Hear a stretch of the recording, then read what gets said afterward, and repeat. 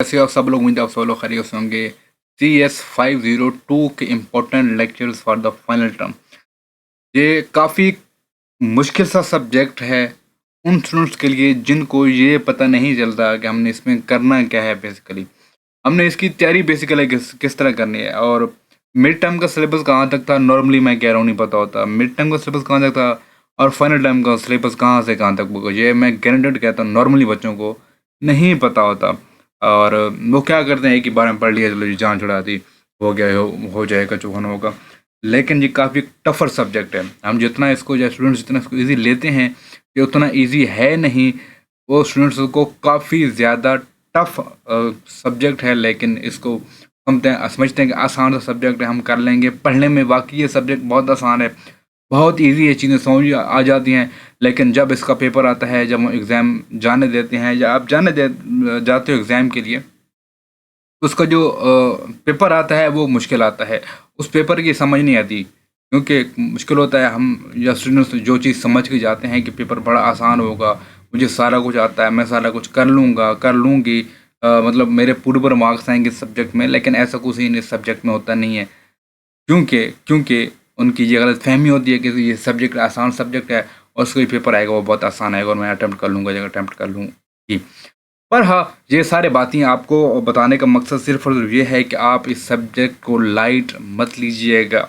अगर आपका सब्जेक्ट है इस सेमेस्टर में, आप इस सब्जेक्ट को लाइटली मत लेना, पछताओगे, मैं कह रहा हूँ, यकीनन पछताओगे। बहरहाल इस सब्जेक्ट के जो क्या कहते हैं हमारे पास इम्पोर्टेंट लेक्चर्स हैं वो मैं आपको बताता हूँ। आई गेस ये अब सिलेक्शन प्रॉब्लम से आपका जो फाइनल टर्म है वो स्टार्ट होगा। सिलेक्शन प्रॉब्लम इसमें आपके फाइनल टर्म इंक्लूडेड होंगे, ये आपके फाइनल टर्म में इंक्लूडेड होगा ऑन वर्ड 45 लेक्चर तक। तो आप लोगों ने सिलेक्शन प्रॉब्लम से अपनी जो प्रिपरेशन है वो स्टार्ट कर लेनी है। मे भी आपको क्या कहते हैं अनाउंसमेंट में आया होगा आपके कि आपका फलां तक लेक्चर तक आपका मिड टर्म था, तो फलां से फलां तक आपका फाइनल टर्म होगा। लेकिन मेरे अंदाजे के मुताबिक पहले सॉर्टिंग तक आता था आपका मिड टर्म, अब थोड़ा सा इन्होंने छोटा कर दिया, मतलब कि कम कर दिया सिलेबस मिड टर्म का।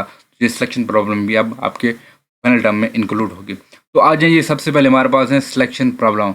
अब सिलेक्शन प्रॉब्लम हमारे पास सीव टेक्निक है, अप्लाइंग सीव टू सिलेक्शन है, एंड सिलेक्शन रिदम है, सिलेक्शन एनालिसिस है। इसके अंदर आपके सिलेक्शन प्रॉब्लम के अंदर आपके 4 टॉपिक्स हैं।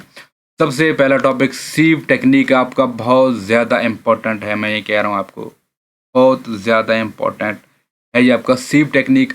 आपके शॉर्ट क्वेश्चन, आपके MCQ इसमें मस्ट आते हैं, आपने इसको मस्ट तैयार करना है। रिपीट, आपने इसको मस्ट तैयार करना है। अप्लाइंग द सीव टेक्निक या सीव सिलेक्शन टू द सिलेक्शन, आप इसको गो थ्रू कर लीजिएगा। बेशक आप थोड़ी गो थ्रू कर लेना, मेरे हिसाब से तो बेहतर है। ठीक है, अब सिलेक्शन एल्गोरिथम, ये काफ़ी इंपॉर्टेंट है आपका।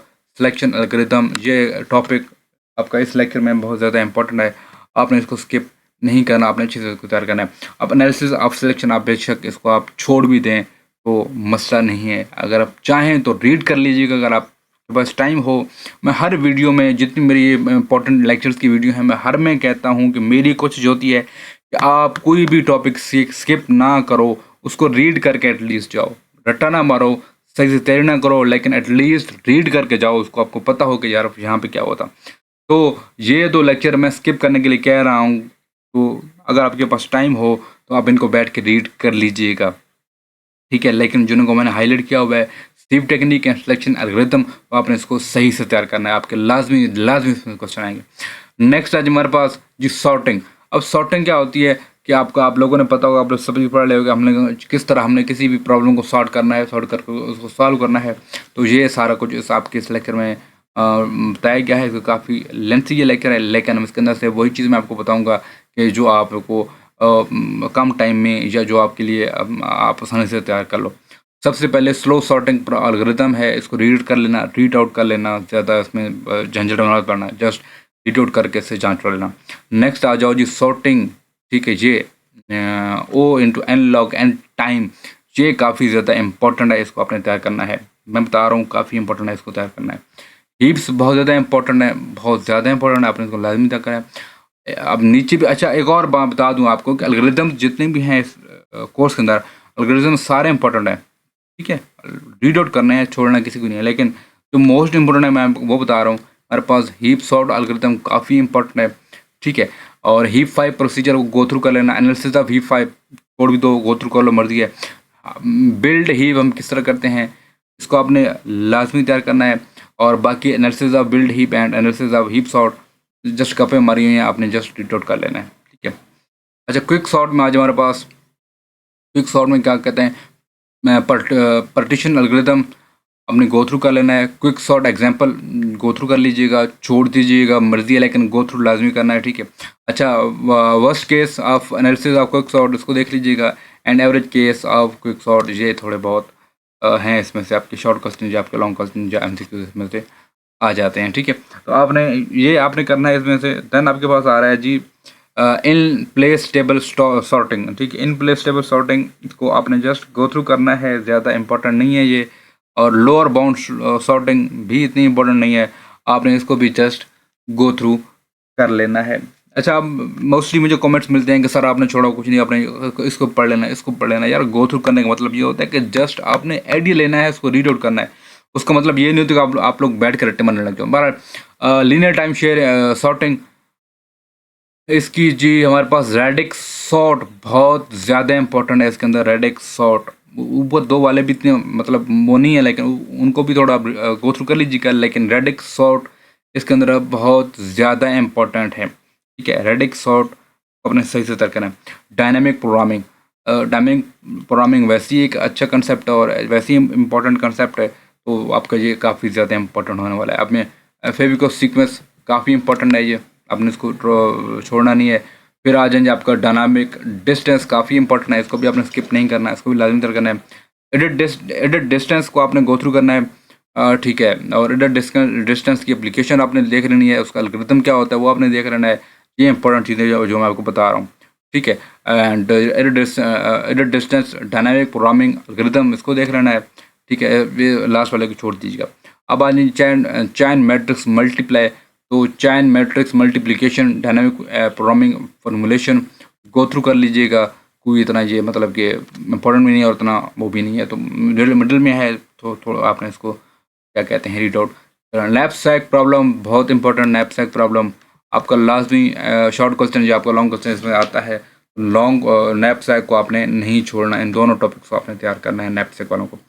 ग्रीडी एल्गोरिथम बहुत इंपॉर्टेंट है, ये ग्रीडी एल्गोरिथम इसमें पक्का एक लॉन्ग क्वेश्चन आता है ग्रीडी एल्गोरिथम का, ठीक है। ग्रीडी एल्गोरिथम का पक्का लॉन्ग क्वेश्चन आता है। और हॉफमैन एन्कोडिंग का भी आपका पक्की एक डायग्राम आती है हॉफमैन एन्कोडिंग की, ठीक है। मैं आपको पहले से बता रहा हूँ, हॉफमैन ग्रीडी एल्गोरिथम का क्वेश्चन आता है लॉन्ग, और हॉफमैन एन्कोडिंग की आपकी क्या करना है, एक डायग्राम आती है एल्गोरिथम की, तो आपने उसको अपने इस जहन में रखना है कि आपने क्या चीज़ करना है, ठीक है।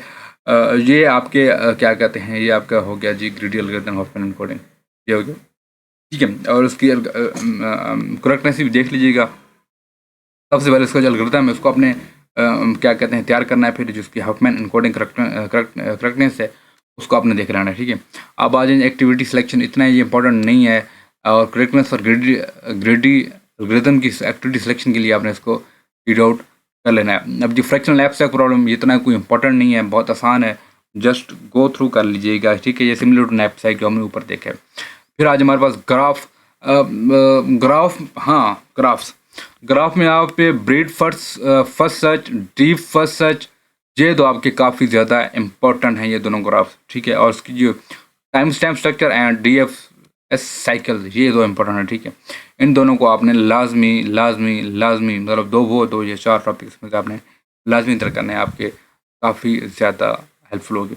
अब आ जाइए topological sort, I don't think so इतनी इंपॉर्टेंट है। स्ट्रॉन्ग कंपोनेंट्स छोड़ दीजिए इसको। और जी 5 हाँ जी। और क्या कहते हैं मिनिमम ग्रीडी MST आएगा आपका, ये काफ़ी इंपॉर्टेंट है। फिर आपका जी प्रिम्स एल्गोरिथम एंड ये दोनों एल्गोरिथम आपके काफ़ी इंपॉर्टेंट है, आपने इनको लाजमी तैयार करना है, ठीक है। जनरिक अप्रोच रीड आउट कर लीजिए किसको, कंप्यूटिंग MST जनरिक अप्रोच को रीड आउट कर लीजिएगा, पता हो किस तरह होती है। आ जाए जी शॉर्टेस्ट पाथ डिजस्क्रा, पता नहीं वट एवर, इतना मुश्किल नाम है यह, जो भी है एल्गोरिथम, ये एल्गोरिथम आपने देख लेना है। बेलेंफोर्ड एल्गोरिथम, ठीक है। अच्छा जी फ्लोट वर्चुअल एल्गोरिथम जितने भी हैं वो इंपॉर्टेंट हैं, करेक्टनेस बेशक आप छोड़ दीजिए, लेकिन आपने एल्गोरिथम को आपने लाजमी तैयार करना है, मतलब आइडिया हो कि इस एल्गोरिथम में क्या होता है, इस एल्गोरिथम में क्या होता है। इन एल्गोरिथम में कोई भी एक एल्गोरिथम आपका शॉर्टकट में लॉन्ग में आ जाता है। Complexity theory and complexity theory I don't think so इसमें कुछ चीज़ ख़ास इंप्लीमेंट है। ये एमपी कंप्लीटनेस है, इसको देख लीजिएगा। और पोलिनोमियल टाइम रिडक्शन को देख लीजिएगा। आई डोंट थिंक सो मोर, उसके अंदर और भी चीज़ें हैं। तो ये हैं आपके कुछ इम्पोर्टेंट चीज़ें जो आपको अपने क्या कहते हैं करनी चाहिए आपके CS502 के लिए। ये आपने लाजमी तैयार करनी है, ठीक है। और जिन चीज़ों को मैंने कहा है कि स्किप कीजिएगा, स्किप का हरगिज़ मतलब ये नहीं है कि आप तैयारी करके बैठ जाओ कि मैंने कर लिया जो करना था और अब मैं स्किप कर दूंगा। इसका मतलब ये नहीं है, आपका मतलब ये है कि आप पहले जो इंपॉर्टेंट चीज़ें वो आप तैयार कर लो, उसके बाद जो बच जाए टाइम के मतलब आपके पास टाइम है तो जो चीज़ें आपने छोड़ी थी उनको बैठ के रीलोड करो, उनको रीलोड करो, आपका जो प्रिपरेशन है वो बैलेंस हो जाएगी, ठीक है। तो होप सो आपको मेरी ये सारी बातें समझ होंगी। किसी को कोई क्वेश्चन कोई क्वेरी नीचे कमेंट कर दें। किसी को पास्ट पेपर्स चाहिए, मेरी वेबसाइट का लिंक मिल जाएगा डिस्क्रिप्शन में, वहाँ से आप पास्ट पेपर भी डाउनलोड कर सकते हैं। और किसी ने कोई क्वेरी हो, कोई क्वेश्चन हो, क्लास लेनी हो, मेरे फेसबुक पेज का लिंक मिल जाएगा डिस्क्रिप्शन में, वहाँ से आप मुझसे कॉन्टैक्ट कर सकते हैं। मिलते हैं नेक्स्ट वीडियो में, तब तक के लिए अल्लाह हाफिज़।